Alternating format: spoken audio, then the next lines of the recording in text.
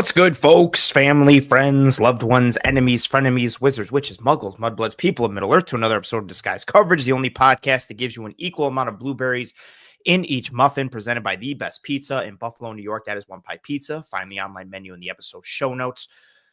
Wherever you listen to the show, watch this show, whatever have you. I am Anthony Prohaska. I am the host of the show. Find me on Twitter, pro__ant. That's pro2_ANT.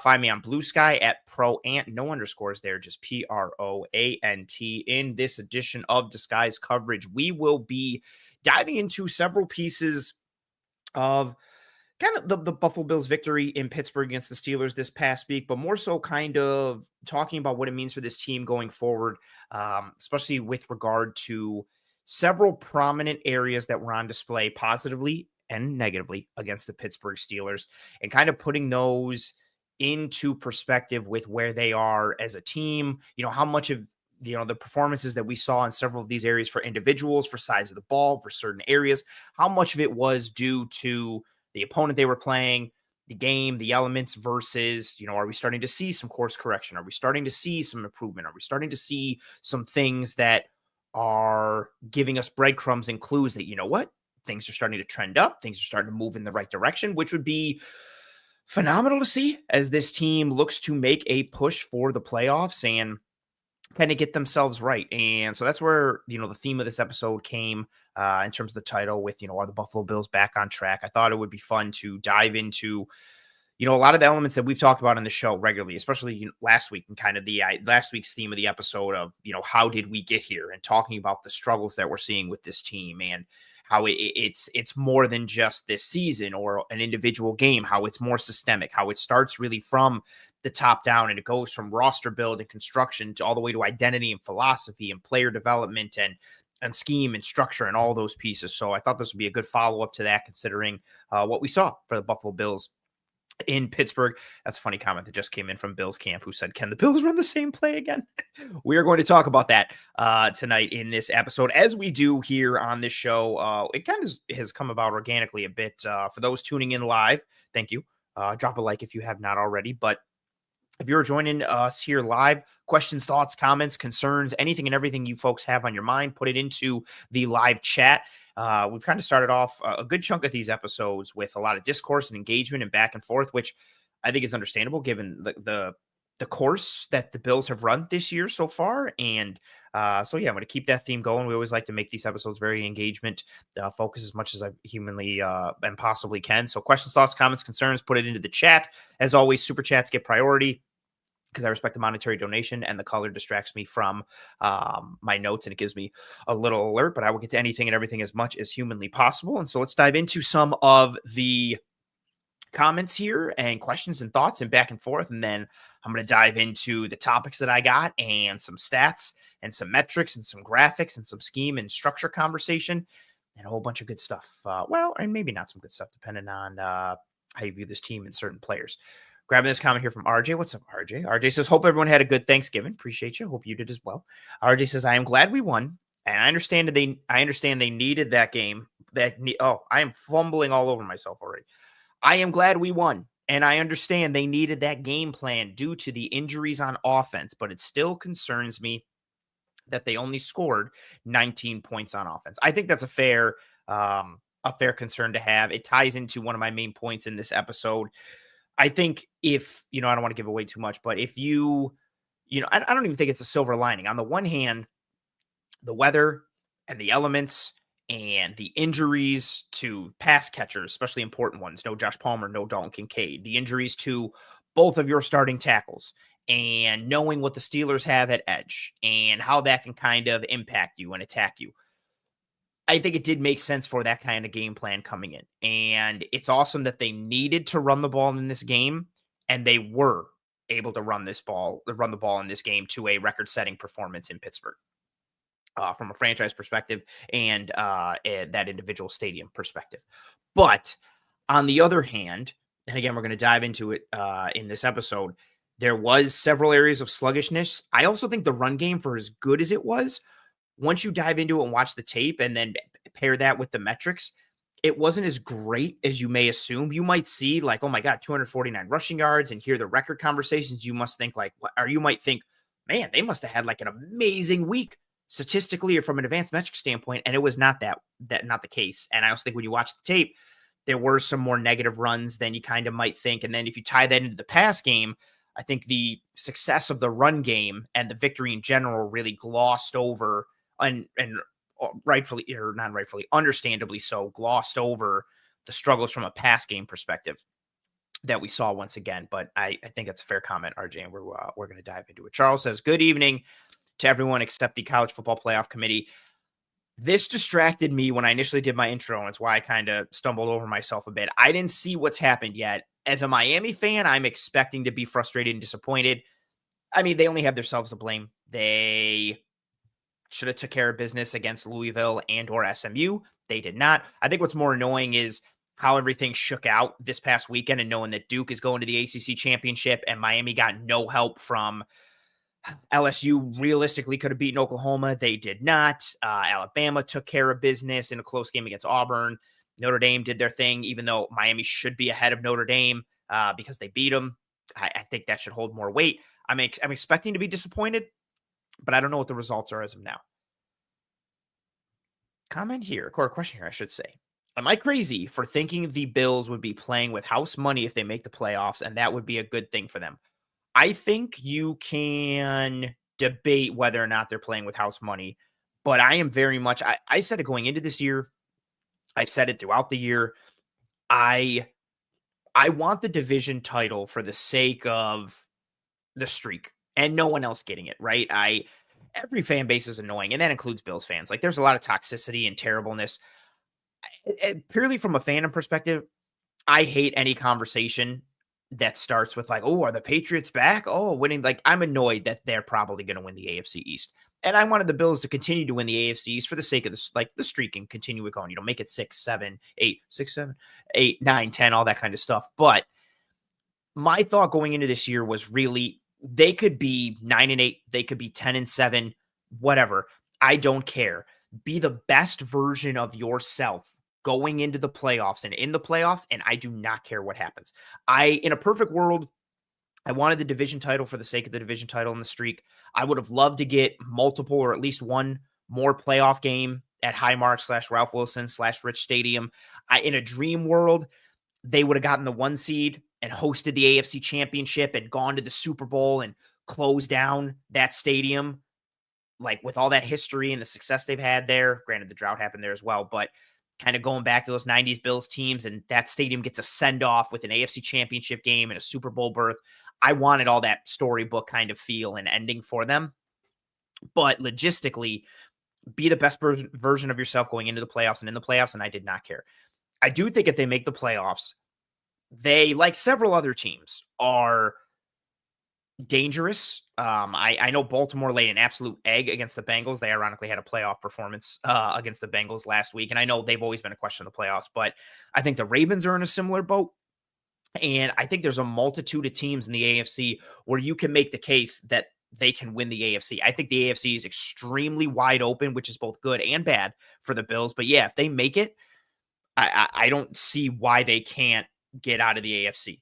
I could also see them losing in the wild card round and us having to have a very difficult or multiple difficult conversations this offseason. But yeah, just get to the playoffs and let it come to you. Whatever happens, happens. And I think you kind of tie that into, I think they are playing with house money a little bit. And who knows? Yeah, maybe them being doubted a little bit, maybe having all road games, not being, at the comforts of home or being, applauded and talked about as a strong, contender. Maybe everybody kind of forgetting about him and putting him on the back burner. Maybe that does help them a little bit. And we know Sean McDermott is a huge fan of bulletin board material and motivational things. And if you believe the Bills tapped into some stuff after Patrick Queen hit Josh Allen, who knows? Maybe that stuff is real. Bills camp earlier, saying, can the Bills run the same play again? We're going to talk about that, especially from a run game perspective. I charted...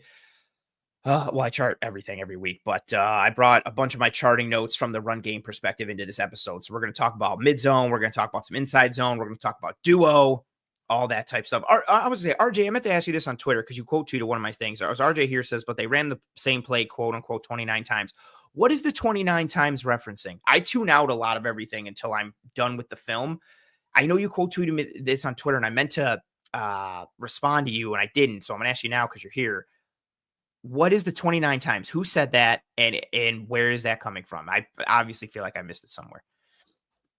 Justin Tippy Canoe says, "What's your spaghetti policy?" I don't know if this is a joke or not, but I don't like spaghetti. It creeps me out. I don't like the stringy nature of it. I love pasta. I'm Sicilian, so I eat a lot of pasta. Spaghetti is no. Bills Camp says, watching that game, I felt like I was spamming the same run play on Madden. You are kind of accurate in a good way, but also bad. Jeffrey, what's up? Says, Morgan Fox active this week. Maybe Bosa out. Yeah, Bosa's got a hammy. Soft muscle injuries, soft tissue injuries. Extremely volatile, hard to predict. The cold and the elements, that helps you less. I think there's a good chance Bosa's out this week. We'll see. Yeah, maybe Morgan Fox gets activated. I'm really worried if Bosa's out. Even though he's been playing with one hand, he's still very effective, as we saw with that, sack and forced fumble of Aaron Rodgers that really completely turned the trajectory of that game around. Man, yeah. Between the hand and the hammy, I feel like all the Bosa, it's not major, but all the Bosa's, he's had major injuries in his career, but a lot of Bosa stuff is usually like a nagging back injury, a glute, like a hammy, a hip. It's these injuries that he can play through, but they diminish his impact. And I feel like we're getting that now with the hand or the wrist, and now the hammy. Frustrating. Charles says, I don't think the Bills are fixed. They have real flaws, but so does every other team. Doesn't mean they can't get hot and win it all, especially with 17, aka Josh Allen. Yeah, I agree. I think the two best teams in football and the two most complete teams in football are the Los Angeles Rams and the Seattle Seahawks.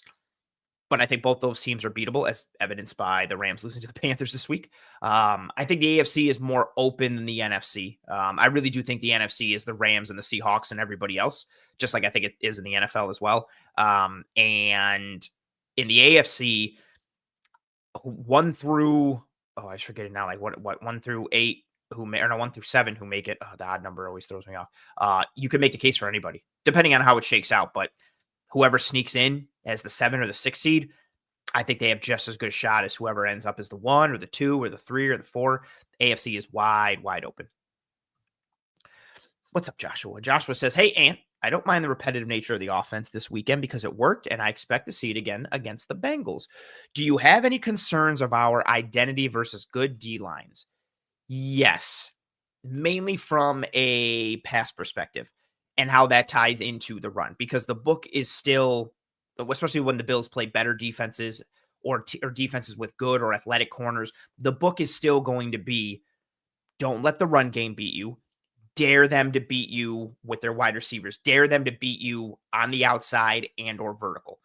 And good and or better defenses or teams with athletic or good corners are going to have a good chance to do that to the Bills pass game, stymie it, load the box with numbers, and then you're going to get into scenarios like they got into Baltimore last year, like they got into Houston last year, like they got into Houston this year, where you're going to be in these third and known passing situations or third and known passing down in distances and or third and long, where good defensive lines can tee off on you and game up, your guys from a protection rule standpoint or just from a one-on-one standpoint. I think this offensive line is very good. I think they are well coached, and I do think they have good players. But I think the Bills offensive line is very good as a group with several good individual players, but I don't think they're this standout like group that's loaded with like all pro caliber guys. They execute well, they're well coached, and they function good as a unit. If they go up against, good defensive line that have studs or stars, you're going to need some chip help from a tight end or from a running back. You're going to need to do more 6 and 7 man protection type stuff. And if you can't run the ball, then you just make yourself more siloed and predictable. And I think that gets worrisome. So I'm more from a pass game standpoint, but from a run game standpoint too, especially with a team that has like people movers on the interior or guys that are like mean and physical and nasty, a la kind of what the Patriots are, where their spine, I'm talking interior defensive line, through the linebackers, through the safeties, it's all about downhill mashers. I do have a bit of a concern with that aspect as well. William, what's up, William? William says, was the pass rush as unproductive as people are saying? I am not sure if I am blinded by the Bosa strip sack and the results. That's a good question. Let us grab some data here. I looked it up earlier and I told myself, you know what? I should write this down. And you know what I did? Not write that down. Let's go to pressure rate for week 13. So week 13, the Buffalo Bills out of 32 NFL teams were 30th in pressure rate at 24%, which I think tracks with what you saw on the tape. Again, the Steelers and their protection and kind of how they do things with, more bodies there, I think lends to that as well. But yeah, there wasn't a ton of individual wins from a pass rush standpoint. I think you saw good performances against the run, which we're going to talk about. But yeah, it's funny. I knew the numbers were stark, and that's why I wanted to go and pull it up on Next Gen. 24% pressure rate, which again was 30th on the week. And what else? Let's grab some more numbers while we're here. A sack rate of 4%, which was 23rd. An average time to pressure, not bad. 2.93. Well, 2.93 seconds. 3 seconds is a lot of time, but that was, so that was the 10th highest on the week. I'm reversed. They were 23rd in average time to pressure. And from a get off standpoint, they were 24th in average get off at 0.92. So almost a full second. So yeah, not a great pass rush performance. I'm going to continue to say it. Joey Bosa being hurt impacts this pass rush group a lot. He really kind of was the saving grace. I think Groot has been better as a rusher than he's gotten credit for this year, but he's still not an edge one as a pass rusher. I put out a tweet last week, I think amongst like 90 something qualifying edges, he's like 30 to 35th in most advanced metrics, like talking about efficiency metrics, total pressures, all that kind of stuff. Sacks, he's lower. I think he's like tied for 81st with sacks or something like that, league wide, not just amongst those 90 edge rushers. But you just don't have that impact. Ed Oliver's hurt. Like, who's providing you that pass rush? Deion Walker is doing more run defense stuff, so he's not getting a ton of penetration. TJ Sanders is playing on the edge. Saw some flashes against Pittsburgh, but he's still not a needle mover. Larry Ogunjobi is kind of just there. AJ Epinesa, I think, is quietly doing some things off the edge, but he's playing run defense and doing a lot of early down stuff, so he's not really this hunter on third. You don't have Michael Hoyt. I think it's kind of scary. I think it's kind of scary from a pass rush perspective with Bosa being hurt, and you're seeing it in the numbers week after week. They've been poor since he got hurt, midway through the Kansas City game in week 9, week 10 and after, it's been bad from a pressure standpoint, and this week against the Steelers was not great. Good comment here. The Bills' game plan was to control the ball, bleed the clock, and get out of town. The turnovers hurt in the first half, but they dominated the time of possession. They absolutely did. When they had to, they ran the ball, they controlled the clock, they controlled the line of scrimmage on both sides of the ball, and did that. Cam Morey said, no, Ant, don't go there into the 6-7. 6-7. It's good stuff. Josh says, I wanted it for the streak, meaning the division title, too, but I also wanted to host playoff games because home games seem to be such a big advantage for the Bills. They do, and I know there's been variables in their last 2 home playoff losses, but we've seen this team lose to the Bengals in the playoffs. We've seen this team lose to the Chiefs in the playoffs. I want the home field advantage. I'd rather have it than not. I don't think it's the end-all, be-all, or the saving grace, which kind of falls into my overall feelings as well. Charles says, right now, an AFC 6 seed is a trip to Jacksonville. Sign me up. I would take that. The Jags are an enigma. You might go into Jacksonville in the playoffs and get absolutely housed, or you might absolutely house Jacksonville. They continue to be an enigma and such a wonky team. Are you going to get, the Trevor Lawrence that makes like throws that only 3 or 4 dudes can make, or do you get the Trevor Lawrence that is missing throws that no one should miss in the NFL? Yeah. Connor says, Shaq Thompson feels like such a good piece for the Bills this season. Should he be considered for an extension? I say yes. We're going to dive into a good chunk of Shaq Lawson here in this episode in just a little bit. Jeffrey says, are we rooting for KC over Houston this week? Logistically, I think we should, because you want Houston to pick up another loss and stay away from the Bills, knowing that they have the head-to-head and the advantage, and they're only behind the Bills by 1 in the loss column.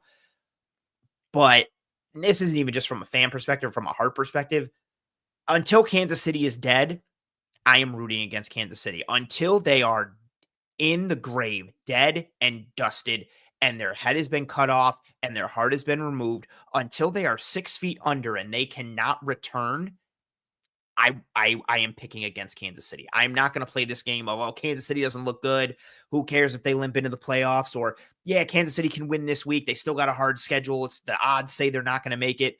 I don't care. I'm rooting for whoever's against Kansas City. Until the king is dead, they are the king. And so I'm rooting for Houston. Also, I kind of like Houston, which is not helpful for the Bills. Their defense is so fun. I love Kamari Lassiter and Will Anderson, but Lassiter, oof, yeah. Bum, bum, bum. What else? Thank you. Multiple people answering. K. Mori said some film watching account, Steelers base said it. I guess the 29 times, not a Steelers count, but an account called Film Watchers. I've never heard of it. And I go follow up here. I love how everybody's so collaborative. The 29 times thing was a video from a Steelers film breakdown kid, or maybe that Film Watchers account. In reality, they ran a bunch out of the same formation. He didn't run the same comp, but didn't run the same concept. Oh, Eric said he was wrong. Oh, I wonder what did they say? If anybody remembers, I wonder what play they said they ran over and over again.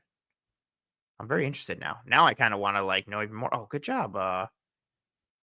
RJ came saying to you, 29 times of video film breakdown from someone on YouTube. They said the Bills ran the same. Oh, and now everyone's running with it. Oh, I did not know that. That's also what happens too when people get the stuff first and they just throw things out there. It dominates the news cycle, the narrative, or whatever. I wonder. What's funny is I said during the game, because essentially what they did, and we're going to get into this in the episode and talk about what it means for the grander scale, but they run, and this is what they've done for a couple of years under Brady. They can run duo and then mid zone week from the exact same formation. And if you're trying to picture it in your head, and I put it on Twitter, so if you want to see it, go to my Twitter or Blue Sky. But usually there's trips or a bunch to one side. We'll kind of play it. Say it's to the right. So say in the Steelers game, you'll have a good example, right? Say it's Jackson Hawes on the line of scrimmage, inline tight end, and then you've got Khalil Shakir and Terrell Shavers right next to him. Then you've got Brandon Cooks all the way as the X all by himself. Who cares? So that's the strong side of the formation where the trips is, where you got that bunch, where you've got Hawes, Shakir, and Shavers, right? They'll run duo to that side. And that's a run that they ran 19 times in this game. So that's that run where you're running play side. Cook is reading that linebacker, the play side linebacker. You are getting those double teams. Cook, for those trying to put in perspective as well, if what I'm saying doesn't make sense, those were the runs where through the second quarter and on where he was going straight up field and bouncing it outside and attacking Joey Porter and whoever corner was on the outside, usually Joey Porter, sometimes Asante Samuel, who had a couple really good tackles. But they can run duo from that formation and from the exact same look, the exact same presentation and same personnel and all that, they can run mid-zone to the opposite side, to the weak side, same presentation. So whatever it looks like, they can kind of pick and choose, which helps them with tendencies and tells and all that, because if you're overplaying your hand for the duo side or for the mid-zone weak side, they can flip it at the line. You can alert that. You can and kind of, if you have two plays kind of baked into one another, let alone just kind of calling it off the hip like Brady does, and going from there. But they also threw a little bit of a changeup as well by doing more of an inside zone track off the mid-zone look this game. But yeah, they run duo and then the mid-zone weak stuff they can run it from the exact same presentation, but they don't look the same at all. So I don't know how someone could say that. And what's funny is, from my charting, again, we're going to get this in more in depth. They ran mid-zone 6 times. They ran inside zone 5 times, and then they ran duo 19 times. Those added together are 31. So I'm guessing that account thought all of those were the same, hence the 29, because it's close. I find that too coincidental, but they don't look the same post snap. So I don't know how you'd get that unless he counted the inside zone ones. But again, it's to the difference. It's just different rules. You're not getting big on big blocking on that side. It's not running the tight end side. But teach their own. Joey says, I want to buy back in because I love the Bills, but this Heckle and Jekyll team scares me. I 1000% agree. Travis says, I love it when Cook slammed his helmet into Porter's helmet after the Steelers hit Josh late. Yeah, a little bit. It was chippy, and I like that. I like the cold. I like games in the cold, played on natural grass, and the chippiness. I want it. Claude, what's up, Claude? Claude says, for the Bills to win the Super Bowl, they need 4 consecutive games with good run defense and Josh Allen to get really hot. In an ideal world, yeah, you have both. I really just think it's down to matchup more than anything. If they get the right matchups, I think they can not coast, but I think they can be okay. Um, like for instance, I know Daniel Jones isn't scaring anyone, but Steichen's a good offensive mind. They have good pass catchers and they have a crazy good run game. Like, I don't want the Colts. I don't want to face the Colts. You know, if you get the right matchups, I think that's okay. But yeah, they have to shore up the run defense, which I don't think is naturally or realistically going to happen. Although it could. But you really just need the run game to do its thing, and you need Allen to get hot and the pass catchers to be healthy, and then you kind of hope and pray for the best. David says, I just want to say I'm really sick of mesh. Fair. Also, did anyone watch Kurt Warner's breakdown of Josh's interceptions? I counted 2 out of 5 on Josh. I have not watched that breakdown, but Josh has made errors this year throughout the year that are on him. Yes, the scheme and structure and play calls and concepts and layering and sequencing aren't great. Yes, the weapons aren't great, but he's also kind of put himself into bad spots regardless. Charles says MVP of the Steelers game was Cam Hayward, never poked the bear. You know what's funny? Like, I think Cam Hayward is awesome, and he's a good dude by all accounts. That whole situation is weird. He doesn't seem like the type of guy to, like, make something up or get mad for no reason, but it kind of looks like he did. I don't know what happened there. It's still weird. I'm not going to jump on the bandwagon and kind of, like, make fun of him like I know a lot of people are and dunking on him. That whole situation's weird. Like, he's not the type of guy to do that or get that heated in general, let alone for nothing. So yeah, I still do think it's that situation's still weird. As Claude says, the Bills let Davis Mills stand there all day. Yeah, they help for those who don't remember. So yeah, so they 24% pressure rate against the Steelers this week. Not great, right? They had a 16% pressure rate, 16.1 pressure rate. That I didn't look that up. That number's still burning in my brain. 16.1% pressure rate against the Texans the week before, while also giving up a 67 or 64% rushing success rate in the first half to a team that had a 35% rushing success rate on the year. Not great. Pop says 2 trees. Yes, thank you. It's Christmas time. I have moved the baby tree over there. It's decorated in Christmas garland. You just can't really see it because the lights are so bright. And then, yeah, rocking the bigger frosted tree, red garland, red ornaments. I got some different colored ornaments around. You just can't see. I also got a nice little red star up top that you can't see. I'm going to have to rectify that. I didn't realize that wasn't going to show with the borders, so I'm probably going to attach it. Even though it's right on the top of the tree now, I'm probably going to attach it there so that way it can be seen. But yeah. Josh says, anyone know what in the world happened to our pass rush? Yeah, a lot of it was dependent on Ed Oliver, Joey Bosa when it was kicking. And then Bosa got hurt and Oliver got hurt. And then Hoyt matters a lot for the scheme and the design and the nastiness that they brought. So yeah, really, as terrible as it sounds, like the success of their pass rush was really contingent upon 3 players. And one of them is out for the year. The other one is out for likely the regular season. And the other one has been banged up and things have kind of fallen apart. Good call, Doug. Talking about the double corner blitz and the Bills defensive play call bag. Saw versus Kansas City. They brought it versus Pitt, along with the 2 other Benford corner blitz, one on the Bosa sack. Yeah, he corner blitz on the sack and scoop and score. He had a corner blitz on a second down run that he got to stop. And then he had another corner blitz later in the game that he got to stop on as well. I disagree with this from Joey. Joey says AJ Epinesa has dropped off badly. I disagree. His advanced metrics from a pass rushing standpoint are better than people realize. I also think his tape is better than people realize, and he is making plays against the run. He's never going to be a top of the depth chart guy. AJ Epinesa is never going to be edge 1 or edge 2, but he can be a really good rotational 3 or a 4. I know that's not sexy and that's not fun. I think he's a quality rotational body. The problem is their top of the depth chart guys aren't true top of the depth chart guys in certain areas, or they're hurt. So he has to take more on his shoulders or plate, and he's just not that guy.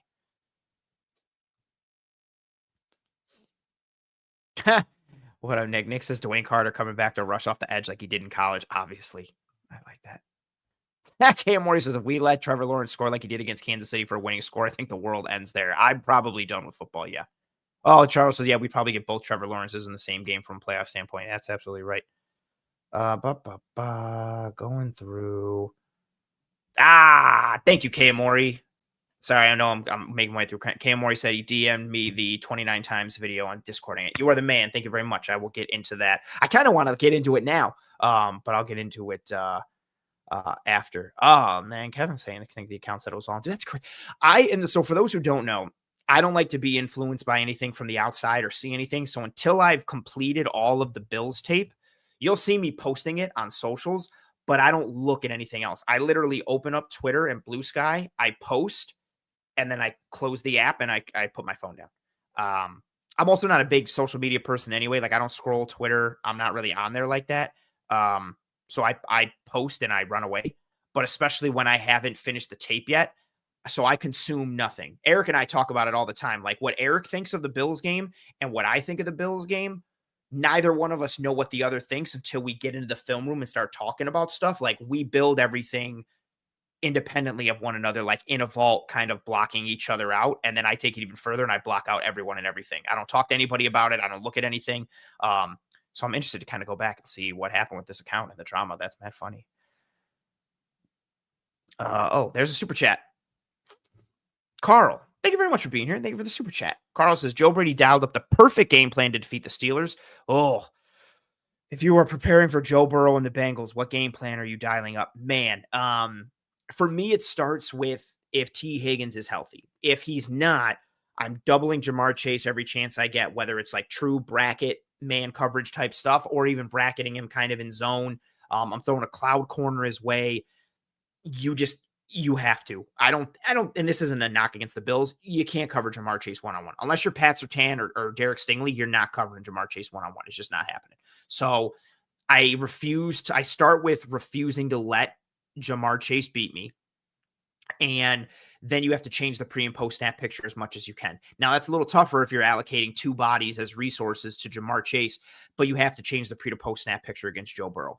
I know he gets a lot of jokes made about him. I think Joe Burrow is awesome. I have no problem with people who say Joe Burrow is like the best quarterback in the league or second best or third best. Like if people rank Burrow ahead of Allen or Lamar or Mahomes, I recognize it's a bit of a stretch, but I think Burrow is awesome. He's such a good processor. He's such a good reader of the game and understanding like the pre-picture, the pre-snap picture, but then also like diagnosing post-snap and knowing where to go. It's hard to like make him hold the ball. It's hard to make him inaccurate. And he's just a really good quarterback. And he got that first game back under his belt last week. He's had about a week and a half to prepare for you along with Zach Taylor. I am doing everything I can to change the pre to post snap picture. I'm getting creative with my coverages as much as physically possible. I'm not talking just like show single high, spin to, split safety and vice versa. I'm talking non-traditional Tampa stuff. I'm talking some simulated pressures, some creepers, I'm talking some slot blitzes, some corner blitzes. I think you have to like not empty the clip, but you have to do a lot from a mental standpoint to get after him and throw him off, from a comfortability and processing standpoint. Now, what's helpful with that is their offensive line is not very good. So in an ideal world, you can win with your front four and play with 7 in coverage. I don't holistically have faith in the Bills front four to do that. So I think you're going to have to get creative in how you attack a little bit. We'll see if the Bills do that. But yeah, you just have to get Burrow off his spot and you have to change the picture on him.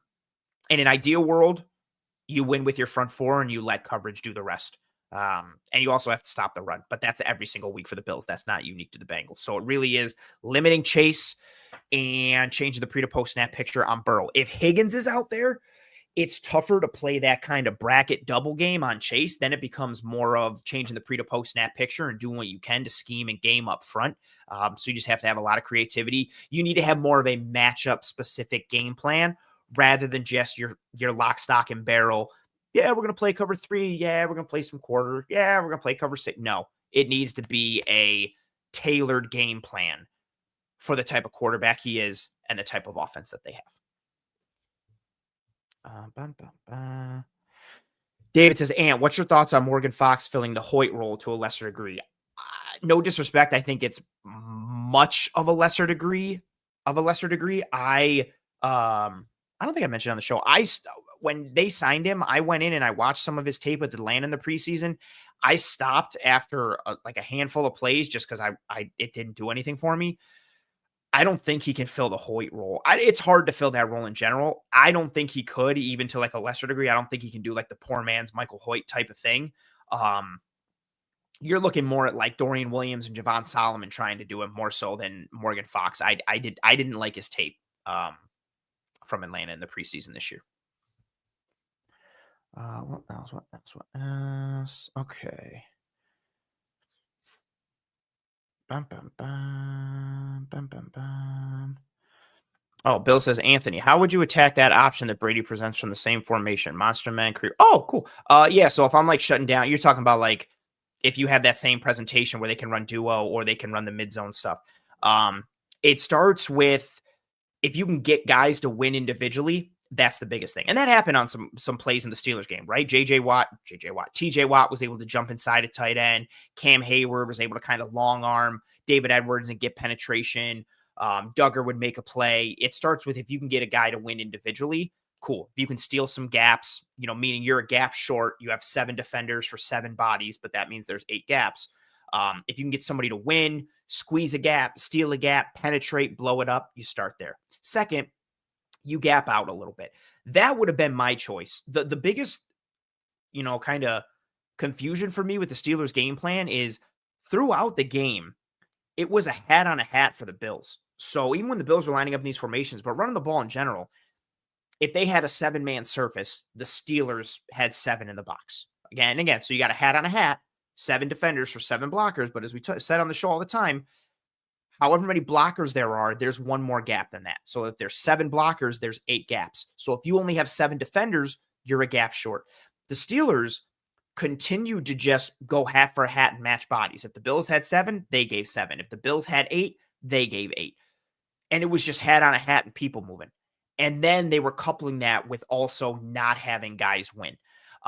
They would change some things at times in their front, but a lot of it was just static kind of going forward and matching numbers, and that was not working for them. So if I really wanted to attack that option from Brady, it's a little bit risk reward, but again, to stop it, if you get some individual wins, cool. Or if you gap out and win with numbers, cool. But to answer your question, like straight up of like attacking it, do some gap exchanges, you do some scrape exchanges, you can do some run blitzes, right? Slant your end, slant your tackle, bring a corner blitz, kind of like what the Bills did with Benford, or you can just run some basic gap exchanges, right? Like the defensive tackle's lined up in the B, he slants or stunts into that A gap and your middle linebacker scrapes over the top and he's now in the B.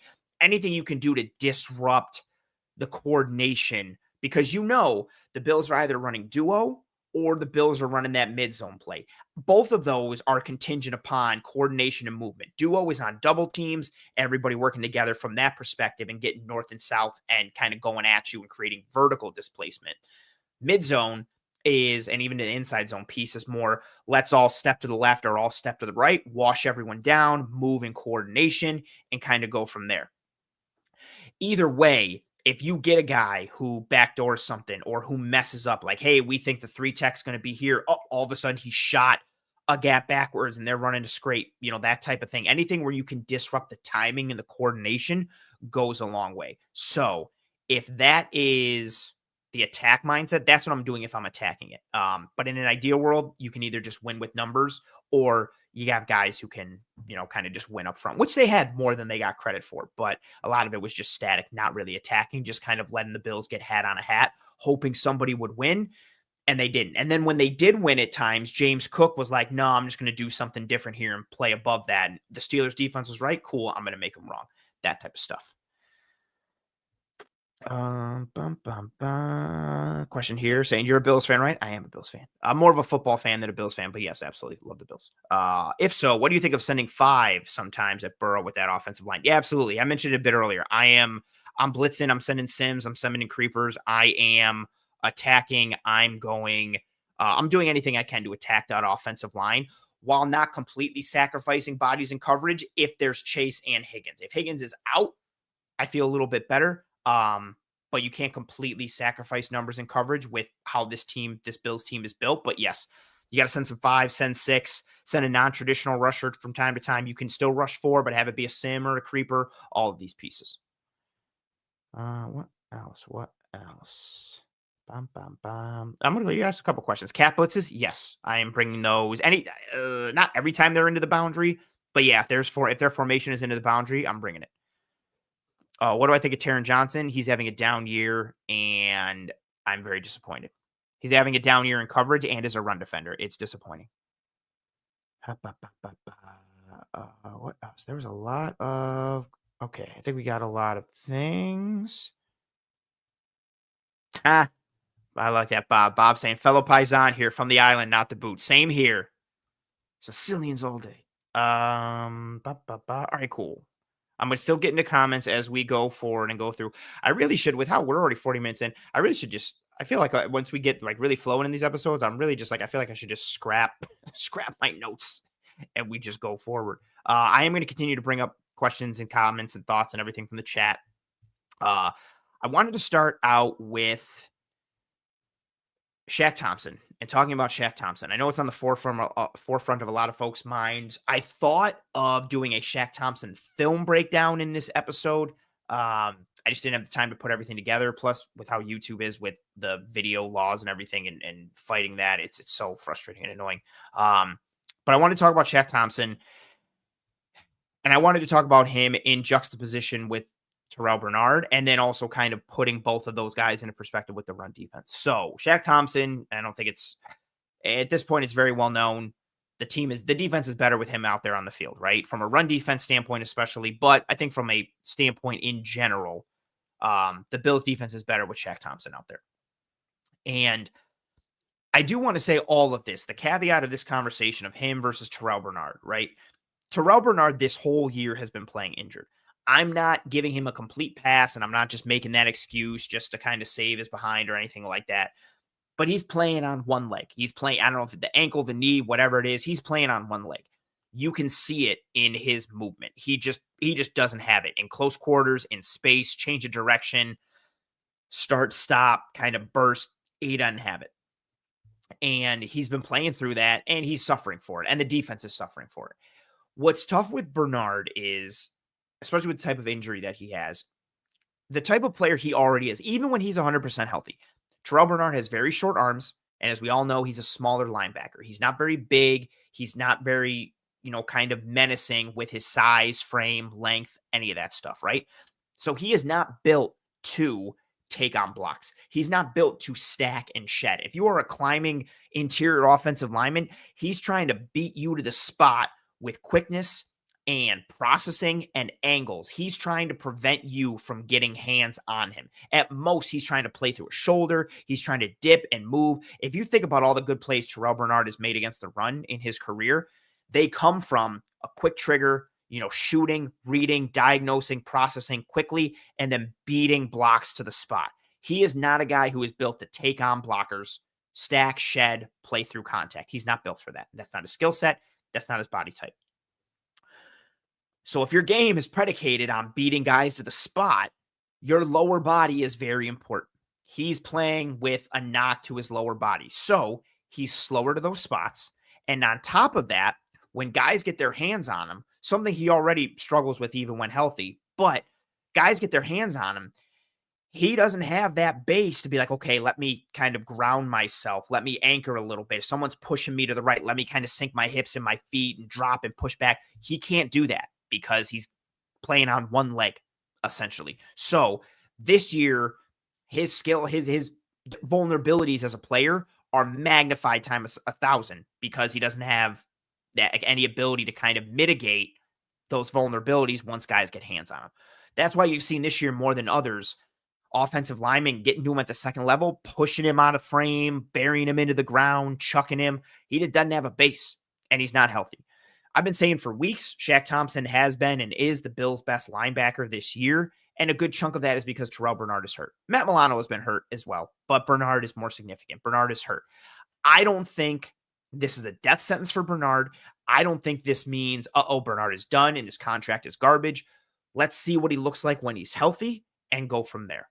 Now, that being said, unless Terrel Bernard is 100%, Shaq Thompson needs to be the starting middle linebacker on this team. There is no questions about it at this point. And then even when Bernard is healthy, I still think you can make the case that Shaq could be the starter. But I would understand if Bernard is 100% healthy, he was the incumbent starter, he's a captain, one of the few they have here. Cool. I can understand them wanting to put him back in. but Shaq needs to be the starting linebacker on this team, especially while Bernard is banged up, and honestly, even potentially when he comes back as well. And that's not great for Bernard, and I understand the position that puts Bills management and the coaching staff in, and maybe even this team in. It's not ideal. I also don't think, from a position standpoint, again, it's not ideal no matter how you spin it. I think people forgot how good Shaq Thompson is. Like, he's a really good linebacker and has been for a while. Lower body injuries have kind of derailed him a bit, like knee injuries, Achilles injuries. He's missed a bunch of time. Even with the miles on the tires and the injuries, you can still see that dude can play. Like, he's got a bunch of experience. He's got some size, around 230 pounds. So he's not a monster, but he pairs that with athleticism and movement and experience and processing and a trigger and long arms. And he works so good in this defense, and especially from a run defense standpoint, because he can play through blocks. If interior offensive linemen get to him at the second level, he has no problem, kind of stonewalling somebody in the hole or in the gap, or playing into somebody, stacking and shedding, moving and make a play, playing through a shoulder because he's bigger. Somebody leans on him. He can sink his hips and lean back and kind of stay in the gap and not get washed and not get displaced.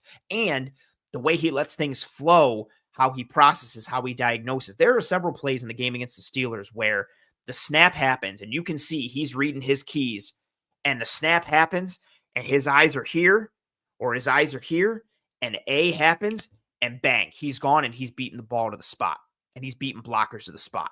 He's playing over the top. He's going a little sideline to sideline. He's meeting guys in the hole. There's one in front of him where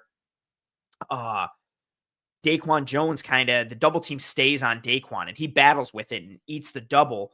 But him and Daquan are both going to the left, but he sees Daquan go in there and he sees the cutback from Warren. But more importantly, he feels and sees what's going on with Daquan. So he just lets Daquan go this way. He falls off and he just meets Jalen Warren in the hole. You get those kind of plays from Shaq Thompson with regularity. You're not getting those from Bernard. Shaq Thompson needs to be the starting Mike linebacker for this Buffalo Bills team. He's got the experience. He's got the knowledge. He's been to a Super Bowl. He's played with all pros. Like, he's just a good player. Again, I know it sucks for Bernard and it sucks to have that conversation.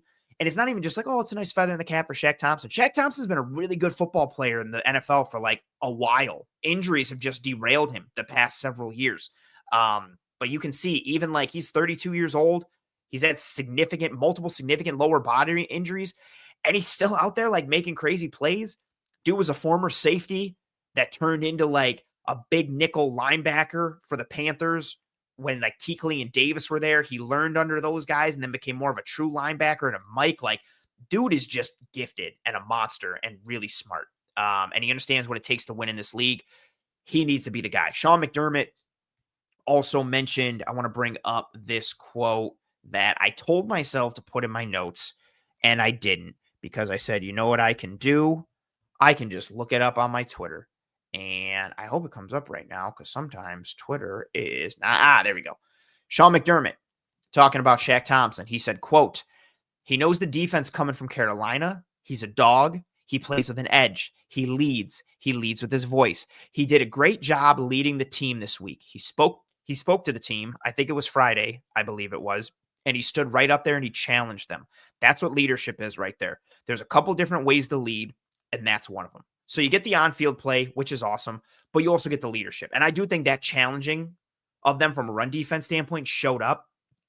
They played with a different edge and violence and physicality in this game against Pittsburgh than they had previously against the run.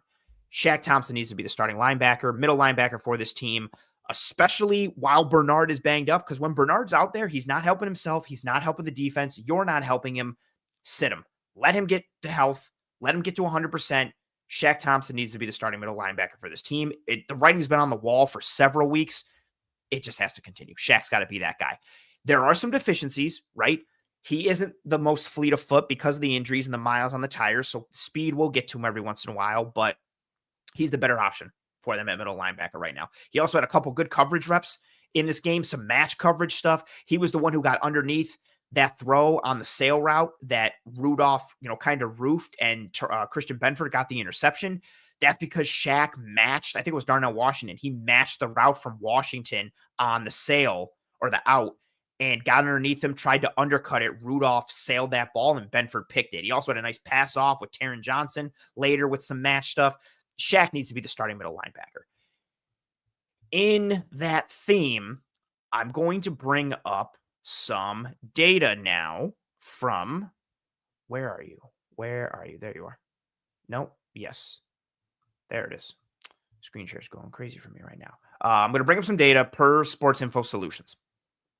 These are on and off splits for Terrel Bernard and Shaq Thompson. They are, I haven't pulled it up yet. I'm just kind of giving you guys the intro too, because once I bring it up, I want to talk about it. These are essentially kind of advanced metrics for the team when Bernard is on the field and off the field, and when Shaq Thompson is on the field and when Shaq Thompson is off the field. Now, what I want to say, there is some noise because Shaq Thompson and Terrel Bernard have been on the field with each other at the same time this year.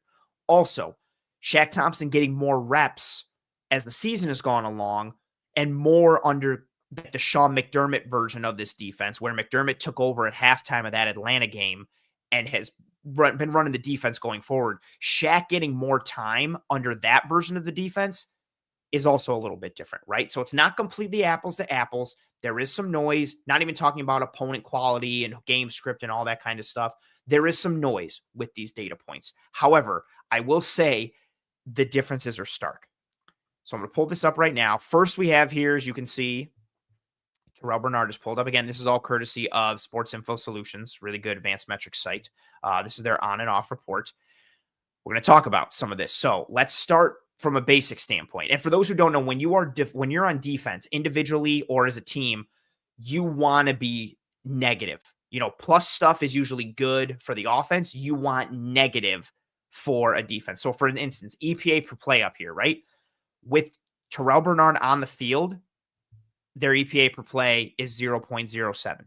Okay. Not, a crazy number, but if you look at the EPA per play when he's off the field, it's negative 0.21. When you see that and you say, oh, it's negative is better for the defense in this regard. When you're looking at EPA per play metrics, you want negative. For instance, kind of as we talk about defenses here in general, the Houston Texans, for example, or even we'll just look at team defense in general per, I know you can't see it because we're still looking at this, but per next gen stats, if you want to look at, the best defense in terms of EPA per play, the Texans are number one in the league at negative 0.18. Then it's the Browns, the Seahawks, the Rams, all at negative 0.16, negative 0.16, negative 0.15, so on and so forth. You want to be negative if you are a defense. So if you're looking at this is stark.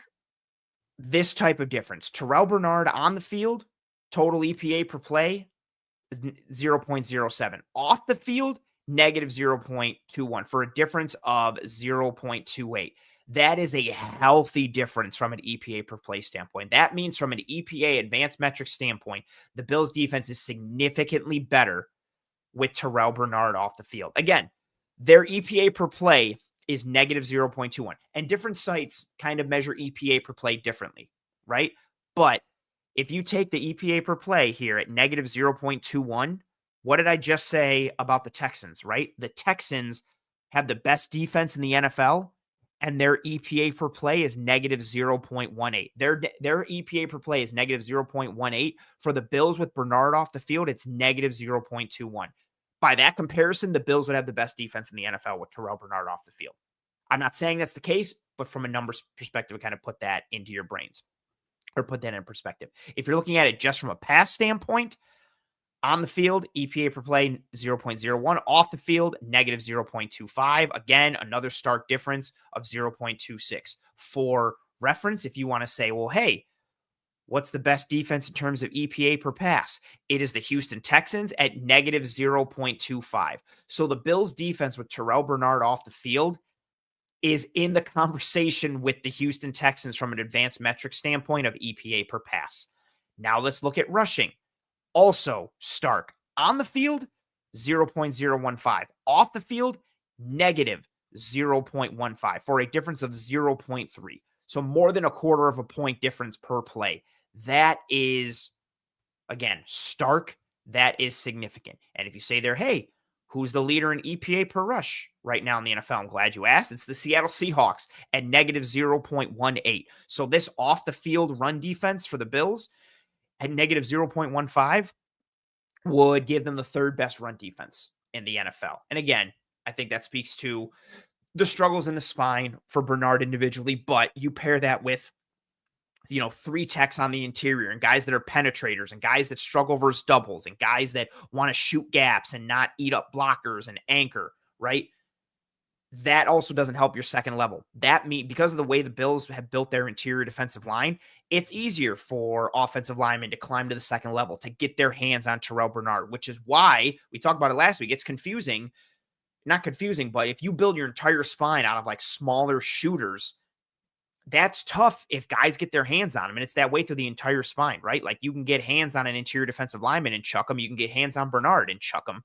But especially for Bernard this year where he's got a bum wheel and he needs protection and he needs help, he's not getting it. So this year, even more so, Shaq is a better fit because he can take on those blockers. He can shed. He can stack and shed and move and play through shoulders and play through chest and not get thrown out the club. Now, let us take a peek at Shaq Thompson's numbers. And again, there's more. If we really want to go into it like further, you can go, yards after contact per attempt with Bernard off the, further from a run standpoint. With Bernard off the field, it improves by 1.6 yards per attempt for running the ball here. With him on the field, it's 6.3. Off the field, it's 3.8. The difference is stark in a lot of these areas. Now, let's go to Shaq Thompson. So you scroll. I feel like I'm saying scroll like in Captain Marvel. Where am I? HTH. There we go. Shaq Thompson.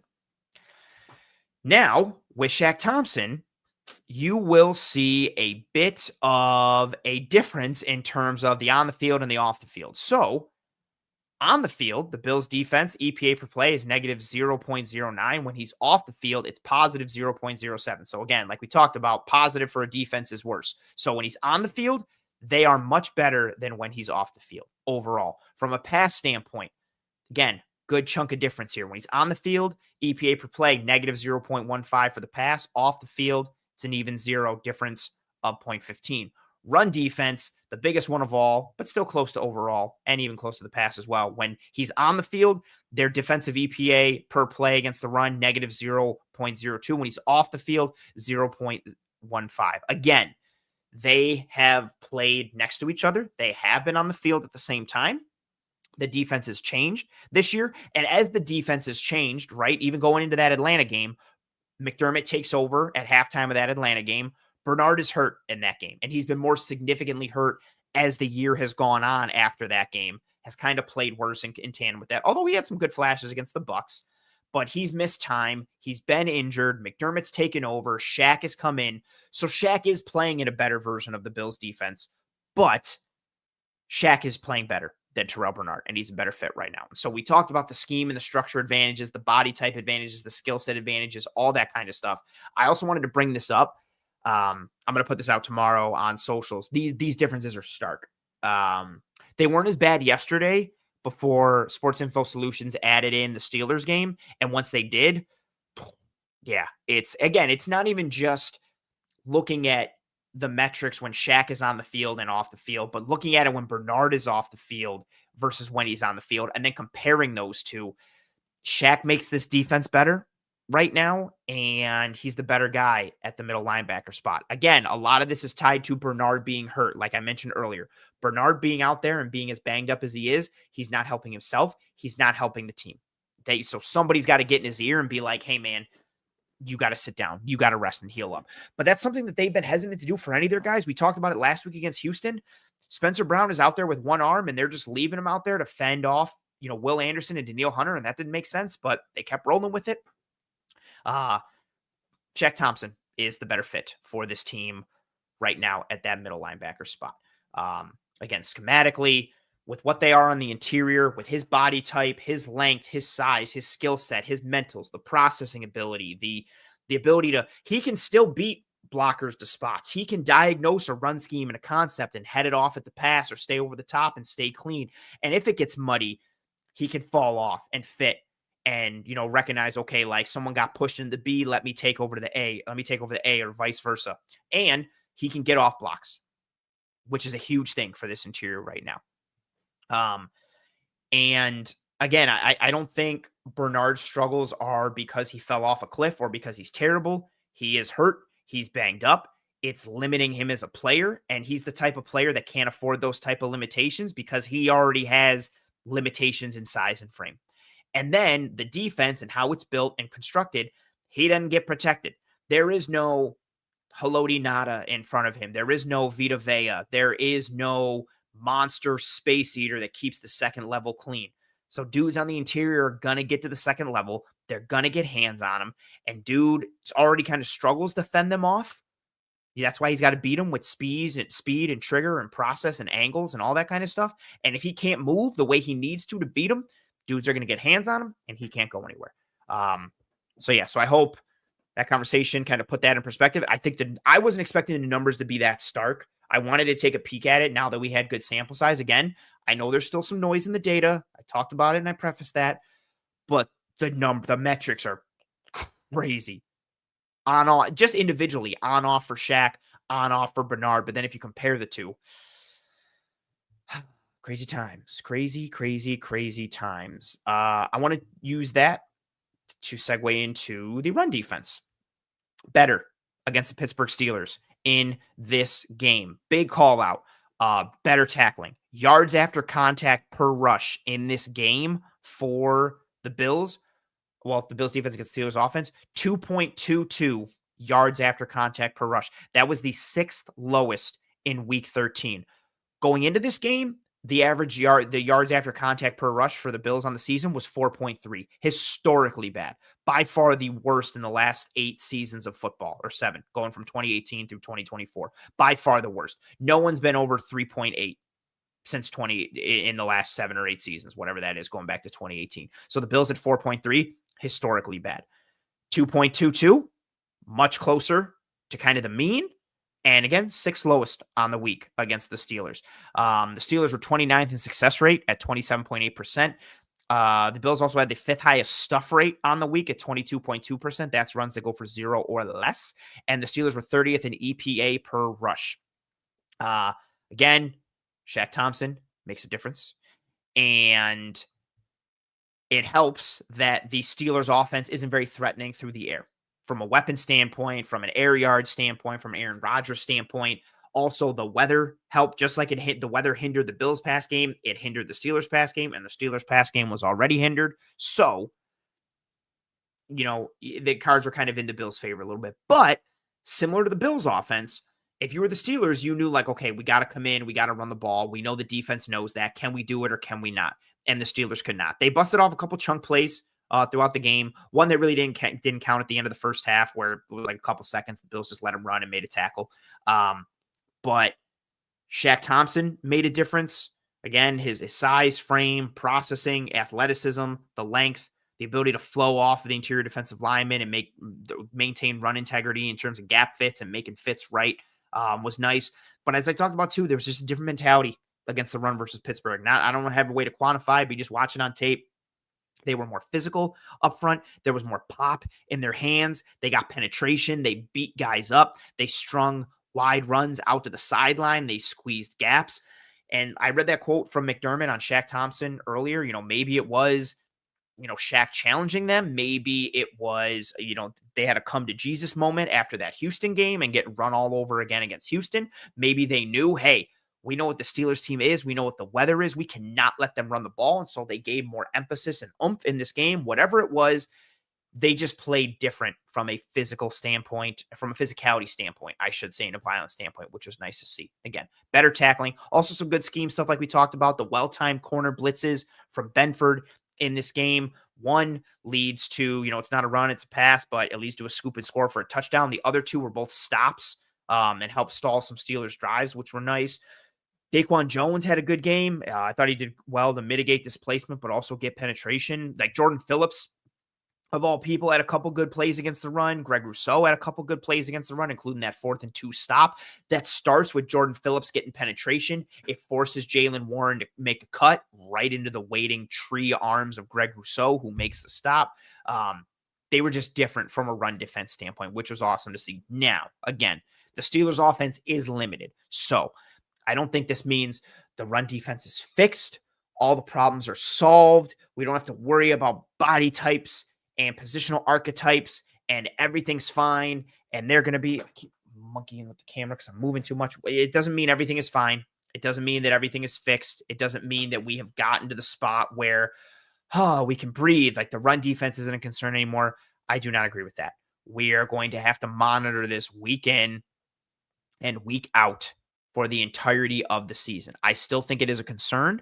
I do not think it is something that can holistically be fixed this year because, like I talked about last week, I think the way to fix the Bills' run defense issues is going to take a change in philosophy and identity defensively, and also a change in positional archetypes that they subscribe to in their spine. We'll see if that kind of comes to pass. Also, for what it's worth, going into this week, the Bengals, for all their struggles this year and the quarterbacks that they've played, they have the 11th best run game in terms of EPA per rush. And I'm going to look up what they are from a DVOA standpoint. But Chase Brown can move. Brown is kind of a nice, real piece out of the backfield, especially when Chase and Higgins are both healthy. But the Bengals have never been this dominant mauling type of team when it comes to running the ball and what they're able to do.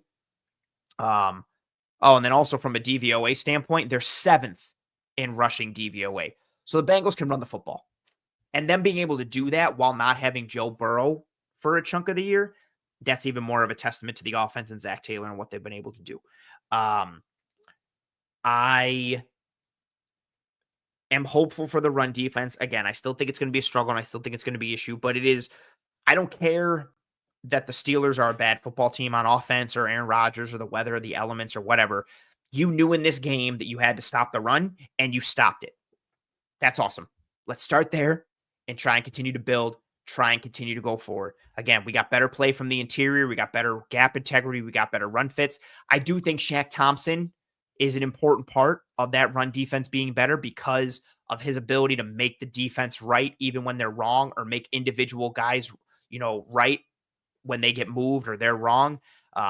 His ability to set the defense, call the defense, and then his individual play and flow within each play, he makes a difference. But the team as a whole, I think, played better from a run defense standpoint on a week where they had to. And again, Pittsburgh passing offense, it helps that they didn't have to allocate a ton of resources to shut that down, so they could allocate more to the run defense. Game script also helped too, right? The Steelers in this game only ran the ball 18 times to the Bills 51. So yeah, Jaylen Warren had 10 carries, Gainwell had 5, Caleb Johnson had 2 in garbage time, and then Aaron Rodgers had 1. Again, those Caleb Johnson ones came in garbage time, so the Steelers really only ran the ball 15 or 16 true times. So they didn't test the Bills run defense a bunch. Game script also helped. So a lot of things worked in their favor, but they still had to come out. They still had to execute. They did. Cool. Build on it. Hope for the best going forward. I still think it's going to be an issue. It's just going to be a matter of how much of an issue it can be. Again, they're not going to become an amazing run defense this year. What they did against the Steelers from a run defense standpoint, I don't think they're going to replicate that week in and week out. They just have to be middle of the pack. They just have to not be the worst run defense in the league. That's it. Don't be 32nd. Don't be 26th. Get to 18th or 19th. Get to be somewhere around there, because that means you're having some good games. Oh, you're getting got a little bit, but you're getting yours, right? Increase your stuff rate, tackle better, and be okay. It was encouraging to see the play there. And again, as they get healthier, maybe down the stretch, as you get some dudes back, maybe that improves a little bit as well. Yeah, I'm excited. Bills are electric says, yeah, against Cincinnati, our run defense will be tested again. Absolutely. And Bosa's probably doubtful. Yes, likely. I'm disappointed. And Swin says going to have to put up a lot of points to win this weekend. Yeah, I feel like to beat Cincinnati, you got to put up at least 30. I don't think the Bills are holding Cincinnati to under 25, but we'll see. Thank you, James. James says he loves the dueling trees. I appreciate it. Yep. Holiday tree is up, or the Christmas tree is up, and got the little tree there. Yeah, happy holidays. It's a good time. I'm very excited. The only thing I want to incorporate, I love blue lights. I love blue garland and blue lights, and I want to incorporate that more, but I think the white pops more on the screen in the show. I'm still torn though, but I appreciate you. Charles saying this same Bernard conversation applies to Taron Johnson also this season. Yeah, Taron Johnson was never the best athlete in coverage, although he did have that game against Dallas where he locked up CeeDee Lamb, in Buffalo against Dallas. But yeah, he's struggled at coverage at times this year, but the run defense has been the biggest one. Just him, not having that quick trigger. We've watched Taron Johnson take on pulling guards and get off them and make plays. He's just not even in the picture at times. Like, yeah, it's disappointing to see what Taron.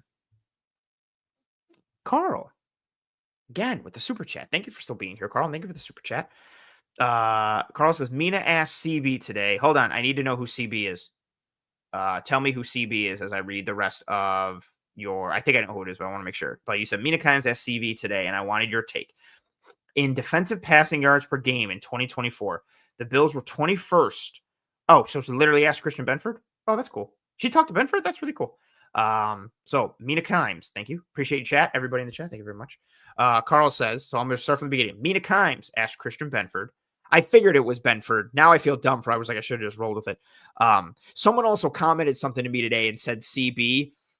And I was like, are you abbreviating cornerback or are you abbreviating Christian Benford? I'm just all over the place with this. So again, thank you, Carl, for the super chat and the question and for putting this on my radar. I didn't know. So Mina Kimes asked Christian Benford today, and I wanted your take. In defensive passing yards per game in 2024, the Bills were 21st with 223.1. But in 2025, they're first with 163.2. Why the turnaround? Poyer, Trey, Bishop. So it was K Adams. The chat is maybe saying. I don't want to put water on this fire or dampen it, but I'm going to say a couple things that probably aren't like great for the turnaround conversation part. I'll say from total yards, yards aren't necessarily indicative of how good you are one way or the other. This is a really good example for it, right? Like, so the Bills don't have a lot of, passing yards per game on them. And so you might sit there and think, not you, but a person in general might sit there and be like, man, you know what? Like, they have a great pass defense because they're only giving up like the lowest pass yards in the league per game. That must be amazing. And even if I go to next gen, yeah, they're first in the league at 163.2. But juxtapose that with their rushing yards per game allowed. Again, I don't like to go by yards, but the Bills have the third most rushing yards per game allowed at 141.3. So for me, it's a simple answer of teams are just running the ball on the Bills and they don't have to pass. Like I go back to that Tampa Bay game and I said it, like, I understand you can't silo yourself. The Bucs offense started to hurt themselves by passing the football. All they needed to do was just keep running the hell out of the football and they would have been golden. Like, that's all they needed to do. So I think some of the turnaround is teams are running the ball more than they are passing the ball, and they're having success on the ground, so they don't have to pass as much. I also think yards per game in general are probably a bit down, I would imagine, across the board in the NFL because of the kickoff rules. You're seeing more teams starting drives at the 30, the 35, the 40. So there's not a lot of drives or yards being had per drive. Even if someone scores all the way, they're not really putting up these 75, 80-yard drives on a touchdown. Now it's more 60, 65, and then the type of, teams running the ball more. There's less possessions. The game is getting shorter. So I would imagine yards per game in general are down across the league from a totality standpoint. And then in particular for the Bills, the biggest thing for me, in conjunction with the yards being down because of starting field position going up on kickoffs, I would think it's just because defenses are running the ball more on the Buffalo Bills and finding success. And that would be the big thing for me. Now, I will say, since Sean McDermott took over, they've been better in coverage. They have run significantly less spot drop zone. They have run more match coverage. They have been attaching to guys, and they're running man match. They're running zone match. They're passing off and communicating well. I do think their pass coverage is good this year. But I think that from a total yards perspective or standpoint, it's due more to teams just running on them and having success running on them and deciding that they don't have to pass the ball. And yeah, and I think they have some good. I think Poyer has helped stabilize some things a little bit. I think Trey's having a better year than he's given credit for. I think Bishop has improved. I'm not completely all aboard the Bishop hype that I know some folks are. I think he's improved this year. I think he has raised his floor and he's made some crazy splash plays. And I do think, Jordan Hancock and Cam Lewis coming in on third downs, which allows him to either play deep, Cole Bishop, that is, allows him to either play deep or play as that monster man, big nickel in and around the box where he's still at his best. Even though he's improved farther and deeper, he's still at his best in and around the box and line of scrimmage. I think that's helped him kind of unlock, his ability a little bit. I still don't think he's a work in progress, and I'm not in love with him as much as some other folks are, but he has played well this year. But again, to your point, and this is a good, I think we put this on my radar and a good question. Yeah, I do think from a yards perspective, I think there's less yards across the league because of kickoff return stuff, but with the Bills in particular in this, teams are running on him a ton, so they just don't have to pass. Let's go. Yeah, fair. Bills are actually saying teams prefer to run on the Bills. That's right. Yeah. Cam Morey says you don't need to pass on the Bills when every other running back has a career high rushing day. Yeah, when you have Sean Tucker looking like LaDainian Tomlinson, you are in a rough spot, to say the least. And yeah, we will see what their pass defense looks like this week against Cincinnati. It'll be a tough task, even if Higgins is out, but if Higgins is in and it's Higgins and Chase and Burrow, and Gesicki doesn't block, but he's fair as like a wide receiver 3 and a slot worker. Yoshivas can do some stuff. Chase Brown catch the ball out of the backfield. They like to get the ball to him out of the backfield. We'll see what their pass defense can do and what the run defense can do also within that. James says, Ant, have you discussed our most ferocious blocker, Tyrell Shavers? I tuned in late. I have not yet. I am getting to the Bills run game shortly, and when I do, I will be talking about him. Jason says, do you think Babish will be the defensive coordinator next season? I don't think so. And I apologize for saying it because I don't like to call for anyone's job ever. I also hope not. Between what I saw last year from a run defense standpoint and then the turnaround in the defense this year, or the changes, I should say, once McDermott took over, you either got to bring in an experienced or better DC or let McDermott run this defense. That's it. Like I'm out on Babbage, unfortunately. Okay. Oh, I want to grab this question real quick because it ties in. How concerned are you about how the offenses look this year when the opponent has had extra time to prepare? It's a small sample, but it could say something about predictability. 1,000%. The Bills already are a predictable offense. So if you get more time to prepare, you can see how predictable they are, and you can pick up more on their tells and their tendencies and their telegraphing. 1,000%. That's one of the first things I thought of with, how the Patriots played him, because they had a bunch of dudes in that building who were so experienced with playing the Bills, and they kind of knew what was up a little bit. But it's also part of why I'm really nervous for the next Patriots game, because they have a bye week and they already played the Bills. And yeah, so I think they're predictable already in their offense, unfortunately. And you tie that into teams having more time to watch and more time to prepare and have more sample size. Yeah, it definitely says something about predictability. They are predictable. And then teams having more time to prepare, it just leans into that as well. And yeah, exactly to your point. Cincinnati has a mini bye. They played on Thursday. They played on Thanksgiving night. They do have that mini bye. Sucks. It is not helpful. And that's another very worrisome point. I actually was going to mention that later, but now I don't have to mention that in my notes because you brought up this question now. Absolutely. 1,000%. 1,000%. This next piece, after the run defense, I talked about this person a little bit in relation to it. Christian Benford, multiple run stops in this game, but just a really strong game in general. Multiple run stops. He shadowed DK Metcalf. I do want to talk about that a little bit because he did have help when shadowing DK Metcalf. Even in true man or just kind of zone stuff, like he would have help over the top, or like true brackets where he could jam and get physical at the line and kind of get into a trail technique and play underneath. But he played well.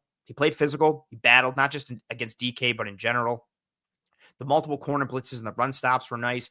The interception was really nice to see. Yes, there's the overthrow, and you've got the help from, Dorian sinking a little bit, and then Shaq Thompson matching that intermediate route, which helps sail the throw from Mason Rudolph. But Benford is able to make that interception because he puts himself in position by spacing the deep route from DK and then the route underneath. And I think he talked about it. I saw in the post-game interview with him, he talked about it like they ran like double sevens. He saw it coming. He was reading the quarterback. He was reading Mason Rudolph, like the angle of his shoulders, and trying to decipher, is he trying to hit the deep seven to Metcalf, or is he trying to hit the one underneath? And Benford spaced them appropriately while reading the quarterback and still being able to, kind of get to either route in the distribution. And then he read the QB, came up, was in the right place at the right time, and then he makes the pick, gets both feet down, inbounds. Oof. Really, really, really, really, really nice play for Christian Benford. And I think he's continued to, get better as the year has gone on. I never thought he fell off a cliff like seemingly the whole world did. His contract is terrible. What a horrible re-signing. He's awful. He's more like a CB3 than a CB1, all the hyperbole that was around him. I never thought he fell off a cliff like a lot of other folks did. I also don't think he's in this rare or top tier form right now, like others might. I famously, for those of you on the show, I said going into the year, I thought he had a chance to firmly play himself into the top 10 corners in the league this year. I did not think he was a top 10 corner coming into this year. I think this year has kind of also, kind of lent more support to that claim from me. Not pat myself on the back, just saying. And I know he's been banged up this year, so the healthier as he's gotten, shocking, he's gotten better. But it's nice to see his improved play, and it's very helpful for this defense. If he can get back to the form where some people think he's in the top 10, or some people think he's in the top 5, or at worst, he's top 15 or whatever. If you can get him to a spot where he is a true CB1 for you again, it does a lot for unlocking the rest of this defense. And him shadowing and traveling with DK in man and zone was really cool to see. Getting him in some press stuff, some off stuff, some low red zone stuff, seeing him take the fight to DK. In an ideal world, if T. Higgins is healthy, I'm putting Benford on Higgins everywhere he goes, because I think that's fighting fire with fire. I don't think Higgins has an athleticism advantage against Benford like Chase does, where it makes a big difference and swings the pendulum. Yes, T. Higgins is a monster. Benford is also kind of a monster as a corner.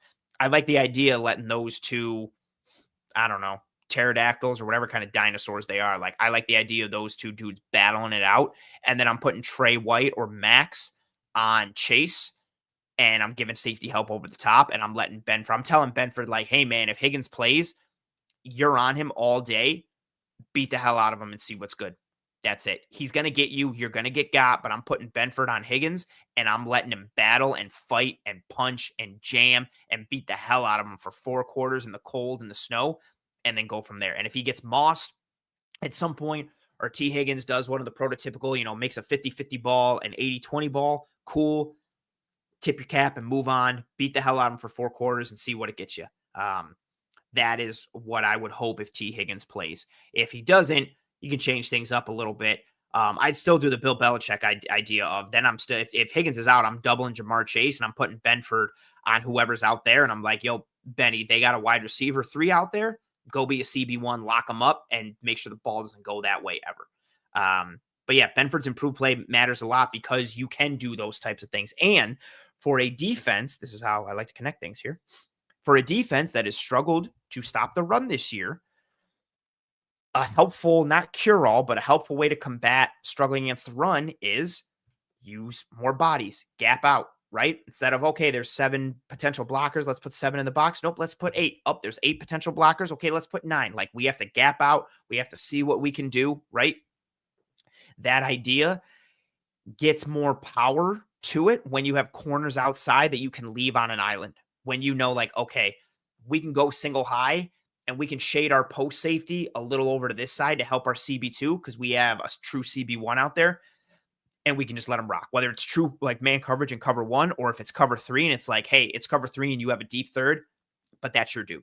You're on him. we're going to shade everything everywhere else, right? It helps coverage, but it helps the run defense as well, knowing that you have a dude out there that doesn't require safety help and can fight fire with fire by himself on the outside. So shout out to Benford for a scoop and score touchdown, multiple nice corner blitzes, and run stops in this game, and an interception. He really helped kind of turn this game on its head a little bit. Really awesome to see him starting to trend upwards again as we move towards the playoffs, move into the home stretch. Crazy that is he's getting healthier. He's probably getting healthier. He's getting better. Shock how that works. Really cool to see. Now, the next piece I want to talk about here, where is it? I want to talk about the run game. In particular, as I'm phrasing it here, like, can the run game keep this up / and or carry the offense? What I want to talk about, and, I mentioned earlier with you guys putting the, what was it? The film watchers or whoever said the 29 times thing. Let me stop because Kay Morey asked a good question. Kay Morey says, in your semi-realistic dream world, what experienced defensive mind would you want to shake free to be the DC? I see a clean house. I see a clean house. Wow, why am I struggling today? I see a house cleaning coming in Atlanta with Raheem Morris and Jeff Ulbrich. Any interest there? Anybody else? What sucks is I wish this was last year. I wanted Lou Anarumo. I wanted Robert Saleh. Those were the guys that, to kind of use your phrasing here, that shook free last year. Those are the guys who I wanted. Right now, I'd have to see like who. Actually, let me go into the NFL standings right now. Let's see who's. Let's kind of divert from our regularly scheduled program and see. Okay, so I don't know. Titans, no. Giants, no. Saints, no. Raiders, no. Commanders, no. Browns. Who I would say the Browns defensive coordinator is Jim Schwartz. I wouldn't be opposed to that. If they do a house cleaning in Cleveland and Stefanski goes and you guys both said Schwartz. That's funny. Yeah. And if Schwartz comes in, the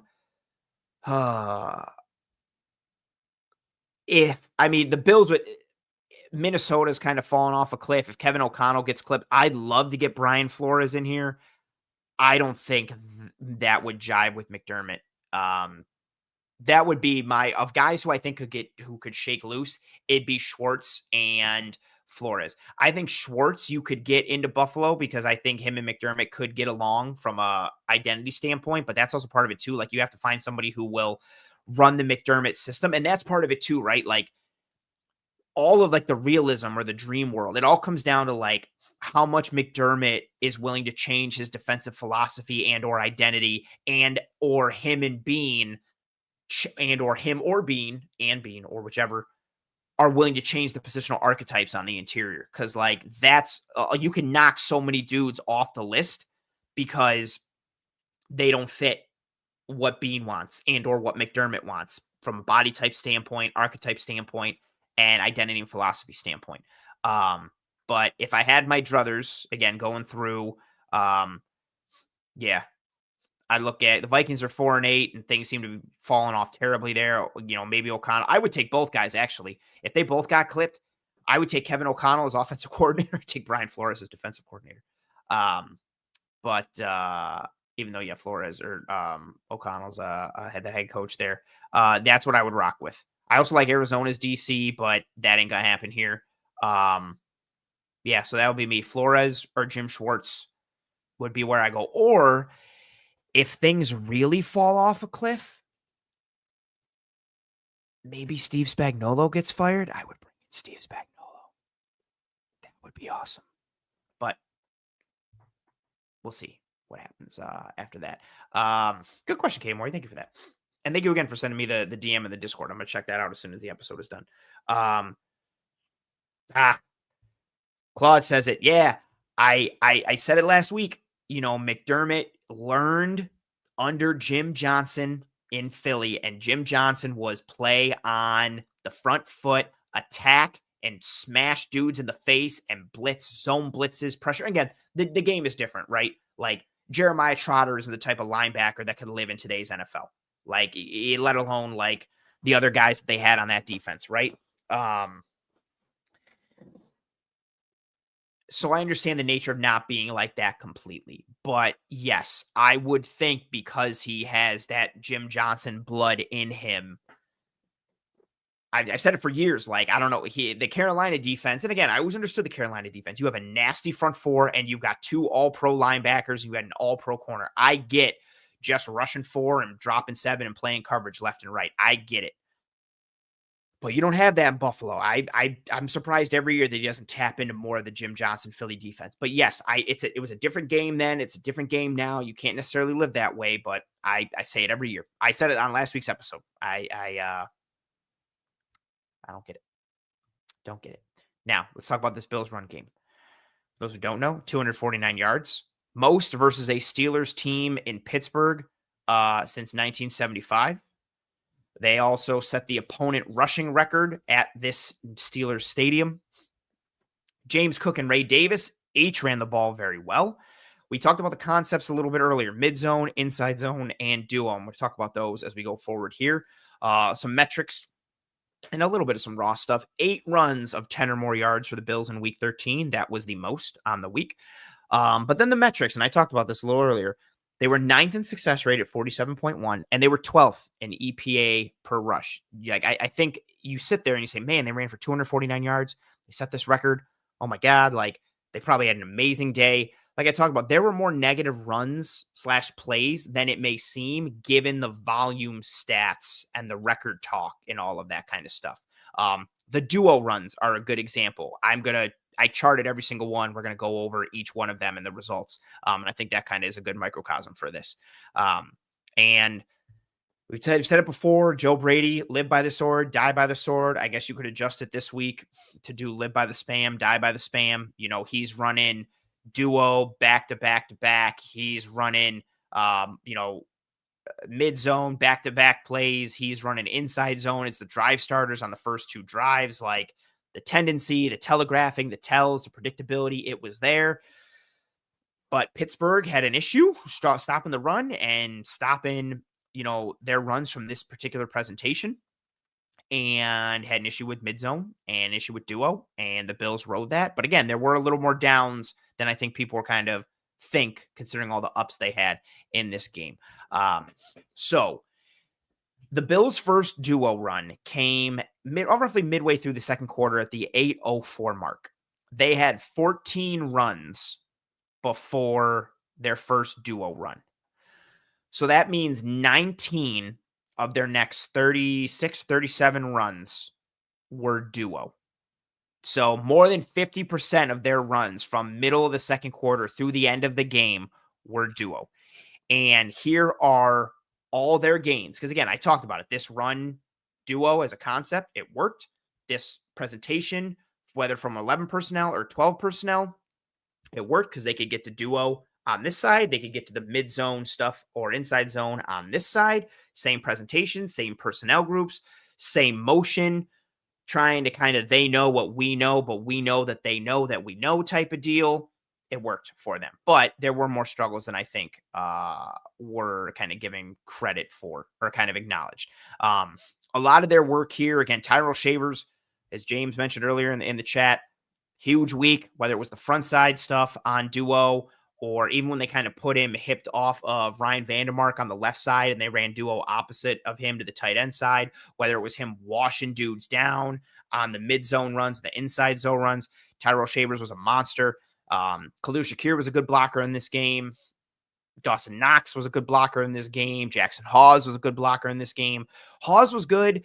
I think he's another one. I think he had some more downs that are being talked about. I saw some people talking about him being like the best blocking tight end in the league. I don't think that's true. And this game, he got beat at times. But you're watching him block Yahya Black, who's 370 pounds. He's blocking JJ Watt. TJ, I did it again. And giving him a little bit, even if he gets beat after, but he's holding him initially at the point of attack and doing what he needs to do, let alone digging out like linebackers and safeties and all that kind of stuff. It's really good execution. But these duo runs, so again, it started midway through the second quarter. Here are their gains on all the duo runs from the first one midway through the second quarter to the last one towards the end of the fourth quarter. 14 yards, 3 yards, 7 yards, 4 yards, 9 yards, 2 yards, 6 yards, 3 yards, 7 yards, 1 yard, 13 yards, 0 yards, -3 yards, 3 yards, 7 yards, -3 yards, 5 yards, 3 yards, 0 yards. So again, on the whole, 81 yards on 19 carries for duo, in particular, that concept. That is a yards per carry of 4.2. 4.26, around up to 4.3. That is successful. That is a good chunk. That's nice. But again, I think that concept ties to like, okay, that's why they only had a 47.1 success rate on the weekend. We're ninth. That's why their EPA per rush was 12th on the weekend, not super high, because they had some good chunks. Again, they ripped off 14 yards, 7 yards, 9 yards, 6, 7, 13, 7, like 5 healthy chunks. But then you also had 3, 2, 3, 1, 0, -3, 3, -3, 3, 0. A lot of these done out of 11 and 12 personnel. I'm going to go, so same plays that I rattled off the yards for. I'm going to rattle off the personnel in order from middle of the second quarter to the end. 11 personnel, 11, 11, 11, 11, 11, 12, 12, 12, 11, 12, 12, 22, 12, 12, 22, 11, 11, 22. They started to work in some Reggie Gilliam towards the end when things were like 23-7 and 26-7 and the game was in hand a little bit. But they were leaning into Shakir, Shavers, and that 11 personnel, and then usually throwing Cooks out as the solo receiver, as the X, but it could have been anybody. Gabe Davis, too. It didn't matter. And then leaning into Hawes and Knox in 12 personnel. Good stuff from them, really mashing. And then even two being in 12 personnel and having it be Knox and Hawes, and then one of your two receivers is Terrel Shavers still attached to them, working really well. And again, everything was that trips or tight bunch type of deal. So if we're going to the right here, you have your 5 offensive linemen. It goes to Alec Anderson. In line next to him is Jackson Hawes, and then you'd have Khalil Shakir on his inside foot, or on his outside foot, and then Terrel Shavers on his inside foot. And then the 12 personnel stuff, you would have Hawes or Knox in line, usually Hawes. Then you'd have Knox hipped off of him, slightly off the line, and then Shavers would be behind the two of them. So it's still like not a traditional type of bunch look, but it's still a tight trip, still kind of a bunch look there. They leaned into the same presentation, the same personnel groupings, the same formula, essentially over and over and over again. Also a fun note, I tweeted this late last night. The Bills, they were in 12 personnel on 36.5% of their snaps versus the Steelers. That was their highest rate of 12 personnel on the year. Their previous high was against the Bucks, and it was 17.9%. So they doubled their previous 12 personnel, their previous highest 12 personnel rate from several weeks ago against the Bucks. They leaned into 12, ran the ball, leaned into 11, ran the ball, mashed. And on the whole, it worked out. But again, as I went in those numbers, I don't think it was as strong of a performance as it may seem. It got the job done. They set a record from a volume standpoint, but from a metric standpoint and an efficiency standpoint, still good, right? 12th in EPA per rush, 9th in success rate, but you're putting up a record and you're rushing for 249 yards. I think it's fair to assume, they must have been like top 3 at worst, or probably first or second in EPA per rush and success rate, and they were not, which I think is interesting. Now, I want to also, actually, let's grab this comment here. But can you bring this knife to a gunfight? We're going to find out.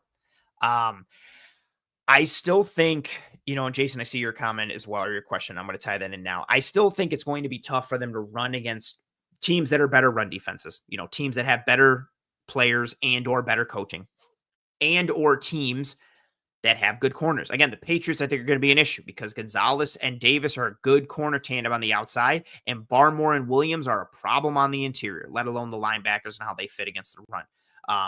So as you face better teams and teams you're going to face in the playoffs, like if the Colts are healthy, you've got Buckner and Grover Stewart on the interior, and then behind them, you got Pratt and you got Zaire Franklin, and then behind them, it's Cam Bynum and Nick Cross. we'll see. I didn't see the injury to Sauce Gardner or what was confirmed there, but no Milton Williams next week. That's helpful. Good call, Kate Morey. Thank you for that. So you're just dealing with Barmore. And then what's his face? Whose name I can never. They put him in on offense too. What is his name? I forget all the time. Tonga's hurt too. That's the other guy I was talking. So the Pats might be down on the interior in a couple weeks. No Tonga. I always forget his first name. But yeah, no Tonga, and no Milton Williams would help. But yeah, thank you, Kay Moore. You're crushing it. Appreciate you. I see your follow-ups there. Yeah, I think they'll struggle against teams that have more talent on the interior and or teams that have good or athletic corners on the outside. If they face teams with both, it's going to be a big problem. They still need to be able to pass the ball in some way. I don't think they can, kind of going into my question here of can the run game keep this up, carry the offense? I think they will continue to be a successful running team. I don't think it can completely carry the offense like it did this week, where Josh Allen completes the ball 15 times for 123 yards and you win that game. Like, that's going to be tough sledding in the playoffs to be that one-dimensional in that silo. They are going to have to push the ball downfield and win on the outside and win downfield at some point and generate chunk plays. They are going to have to do that. If they don't, I think it likely is a death sentence for them. Now, could they still win without doing that? Sure. Maybe they can run the ball good enough. There's a chance they can. Maybe they get more turnovers on defense, and it flips the pendulum, right? And kind of makes the difference. There are paths to success without the pass game kind of pulling its weight like it needs to. But I think it's going to be tough sledding. Also, again, so we went through the duo plays. So again, 19 plays, and this is me charting this. This is, I'm not pulling, I went to this site and looked up duo runs. I charted all these. These are just my charting notes.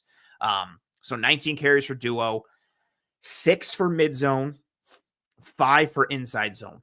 The mid zone runs and the inside zone runs essentially start out kind of the same way. Again, that similar presentation, that similar type of look, and you're getting the running back in the backfield, so single backfield look, and you are getting that drop step from them, and they're getting their shoulders like 45 degrees.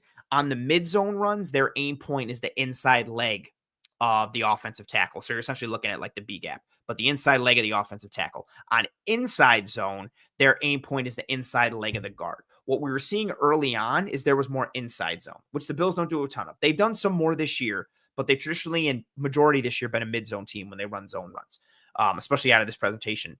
So you'll get that drop step from the running back. They'll turn their shoulder essentially to the B gap, and they'll go right for that inside leg of the offensive tackle. Maybe they'll stay there. Maybe they'll cut back, go wherever, like zone runs do, flow like water, find the hole, go from there, right? But the inside zone runs early, you were seeing that drop step and that shoulder turn, but instead of continuing on that angle, it was a turn and an upfield, getting into more of the inside leg of the guard, getting into more of that A gap immediately downhill presence, which I guess is understandable, or more understandable, why that dude thought it was they all the same run, because duo can look like inside zone, but this didn't present like that, so I don't really think that's excusable. But to each their own, whatever.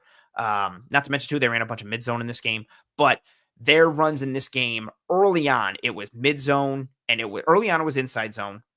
Then they started adding in duo, found duo, stayed with it, got back to some of their mid zone stuff during the game. Ray Davis had a couple successful runs on mid zone and some duo stuff. And that's what they leaned into in this game. Again, because like we talked about, they can get to either run from the same presentation. And there's minimal tells. Now, yes, there is kind of a tell, like, okay, they're in this look. They're either going to run duo or they're going to run mid-zone weak. Like, yes, that's a tendency. Yes, that's a tell. One, you still have to stop it. So if you can execute at a high level, cool. You can play above that if you're the Bills. But also, though, accounting for both of those require you to have numbers or ass kickers or winners on both sides. You have to do it on the front side, strong side, and you have to do it on the weak side, back side. Like, you have to do that either way on both sides. That's a tough ask. So it may be like, well, we know it's either going to be A or it's going to be B. but it's hard to allocate resources to simultaneously stop A and B at the same time, which is a nice little thing for them. So there's a chance they could ride this wave going forward. I also think it's interesting that they kind of deaded that blast counter look that I love so much, but because they run it from only one presentation, or they don't really run anything else out of that presentation, teams have clued in on it and keyed in on it. They even got into it a little bit this week, but then would run like zone to the weak side, opposite of the strong side of the form, opposite of the strong eye or the offset eye. It got shut down both times. I think I ran it twice. It did not work. But I like that they were showing that, making you think like, here comes blast counter. And then it wasn't that run. But the issue was it was still going to the same side. And I think Steelers were still kind of sensing it or thinking that the blast counter was coming. And either way, playing for that led them to stop that run. But it's nice to see the Bills can lean into this piece. I've talked about it last year when they did this same thing. Like they can run mid-zone weak and they can run duo. And they can do it from the same personnel, the same presentation, the same alignment, the same motions, the same formation. They can do it into the boundary. They can do it into the field. It doesn't matter. Like they can run both. And you can sit there and be like, well, they don't really do anything else out of that. One thing that was nice is they showed that presentation later in the game in the fourth quarter, and you thought duo was coming, and they went play action and they hit Dawson Knox, which was nice. Now, you are limiting yourself to a degree if you're only going to run out of this presentation. I do think more play action out of this presentation would help, in particular boots. But that's just my general philosophy in general. What was nice in this game, they did have a 34.8 play action rate in this game, which was 7th highest on the week. Nice to see. But I think they can ride this presentation and this grouping, with how their wide receiver room is built, with how their tight ends are built, and go forward from there. And again, it may be, hey, 85% of the time, we know it's going to be mid-zone or it's going to be duo, but even though it's probably going to be A or B, it's hard to equally allocate resources to A and B to stop A or B. And that's where it comes down to, do you have guys that can win one-on-one? If you're the defense, if you do, your odds increase, so on and so forth, and that's where the chess match begins. So I think there's a chance, but it's still going to be tough if the pass game can't do its part. And again, the pass game was ugly in this game. Yes, the weather did not help. Yes, there's no Dalton Kincaid. Yes, there's no Josh Palmer. Yes, both of your starting tackles are out. All understandable. But I thought in general, just the pass catchers, no matter who it was, really just they look slow and sluggish across the board. There was minimal separation. Shock. Allen was skittish at times, even when he didn't have to be. I think the pass game is still very much a work/watch in progress with very real concerns. They are predictable. They don't push the ball down the field, with Allen and or conceptually and or by design. They run the kind of the same old stuff in high leverage situations as drive starters, as the feel good stuff. Like there's not really a lot of variability. There's not a lot of talent. There's not a lot of creativity or effectiveness. I do think their struggles in the pass against Pittsburgh, like I mentioned earlier, are glossed over, understandably so, by the overall win and the performance on the ground. And I do like that play action rate, but they are going to have to get more from the pass going forward. Even though the AFC is wide open, I think it's the odds of them getting the right game script working in twofold. The odds of them getting the right game script working for them, where they don't have to worry about their run defense and they don't have to worry about their passing offense. The odds of them getting that game script are going to be too hard. Even for one of those things, it's going to be hard. Is it impossible? No. Odds are low, though, for one of those, let alone both. But it was a good performance in this game, obviously. Comment here saying, I like to see more play action out of that strong formation. Look, boot out and hit Reggie in the flat. Give me some more slide routes. Give me something. They should be a high play action team. They have a dominant run game. They should be a high play action team. They should be a 35, 40, 45% play action team. They're not, which I remember someone saying it last year, like maybe Allen doesn't like play action or turning his back to the defense. I'm kind of getting into that boat because it makes absolutely no sense that they don't run more play action. Like it's especially this year where they're struggling to pass the ball. Play action is an easy way to get some chunk plays or some explosive or just get some completions in general. And it ties into your run game. It's criminal that they're not doing it this year. I don't get it. I don't understand, which makes you think there has to be something else going on, but we'll see with that. John Devine says Adam Thielen to Buffalo. That would be I tweeted it yesterday, the kind of that one gif of the lady being like, no. Well, and kind of playing that game. I wouldn't hate it. I wouldn't have a ton of hope for it. I think at this point, dart throws don't hurt because there's not really anywhere to go but up with the wide receiver room. No disrespect. But Thielen would be tough in this offense, but we'll see. We'll see. I want to grab some other RJ talking about play action. Yep. Nicholas, yep, 1,000%. More boots would be great, especially with a wide receiver core that struggles with separation, plus how good Allen is on the run. I agree. Carl, great comment. He says, Josh Allen got a rushing touchdown to set the record, but I got to say that touchdown belongs to Alec Anderson. Josh was stopping. Alec picked Josh up and carried him in from like the 3-yard line. Yeah, Torrance mashed and then fell down, and then Anderson mashed and picked up and carried. It was, I tweeted it when it happened that like rugby coaches and rugby teams would be impressed with how good of a maul that was. Like that was a A-tier classy maul, even though you're not supposed to like lift it, but they got in like mid-level. They drove. Yeah. And then Anderson carried him up. Beautiful maul for that touchdown. We've seen that before for the Bills and for Allen. Oh, the Steelers picked up Thielen. Oh, that's so petty. That's so rude. Understandable, but rude. Oh, I'm annoyed. I didn't even care that much, but like now I'm annoyed. I'm just annoyed because it's that I hate the Steelers. Not because of that, but I just like don't like them as a franchise. I think I've said this before on the show. Like Ed Reed's my favorite player, so I would root for the Ravens when the Bills seasons would be done. I also love Terrell Suggs, so I have a healthy hatred for the Steelers, and I probably will for forever. Yeah. You know what I don't have a healthy hatred for? The best pizza in Buffalo, New York. One Pie Pizza. I don't say they're the best pizza in Buffalo because they sponsor the show. They sponsor the show because I sincerely believe they are the best pizza in Buffalo, New York. Sweet sauce pie, cup and char pepperoni, a great cheese to sauce ratio, homemade blue cheese. They make great salads. They have a catering division called Elevated Catering of Buffalo where they can do different events or parties or whatever you got going on. They have all these great mac and cheeses, different types of mac and cheeses. You can still get the pizza. You can get the salad options. They do a really good chicken and rice and all that stuff. Appreciate you, Joey, for recognizing the smooth transition. It wasn't planned. It just happened. Thank you very much.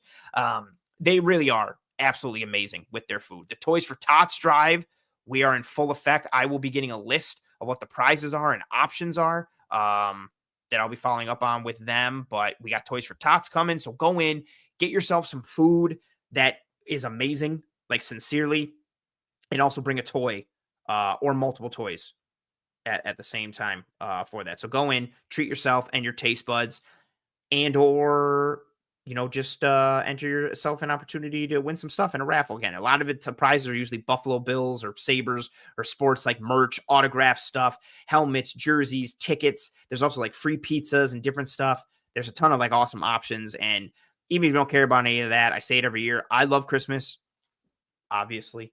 I love this holiday season. It's unfortunately not as awesome for everyone around the world and around the country like it should be. So if you are in a position to donate, if you are in a position to give back, if you are in a position to make a kid's Christmas or a family's Christmas or alleviate some stuff from a family or parents that are struggling and just bring some joy to anyone in any way, shape, or form. Again, even if it's not with Toys for Tots for One Pie, if it's with donations somewhere else, whatever the hell, if you are able to do some good and try and make a difference to a kid or a family in need this holiday season. So I always encourage that. And I know what One Pie does with the toys, and I know Toys for Tots is awesome. And I know you can also get some awesome food at the same time. So that's why I plug that. But in general, donate, do good, give back, all that kind of stuff. And yeah, One Pie, their pizza is fantastic. As I say all the time, they're good people making really good food. Toys for Tots stuff, partnering with Roswell, the SPCA, the Alzheimer's Foundation, just a ton of drives and initiatives to help make the city and the community at large a better place here in Buffalo. And I think that's awesome. So yeah, donate, get some pizza, all that kind of stuff. Oh, Carl says, I'm going to Buffalo for the Eagles game. Do I get a discount on One Pie Pizza if I mention your name? Yes. Mention that you are there at One Pie Pizza because you watch Disguise coverage and you love the show, and the show is always talking about how amazing One Pie Pizza is, and you need to get some one pie pizza. Yes, drop the show, drop my name, all that kind of stuff.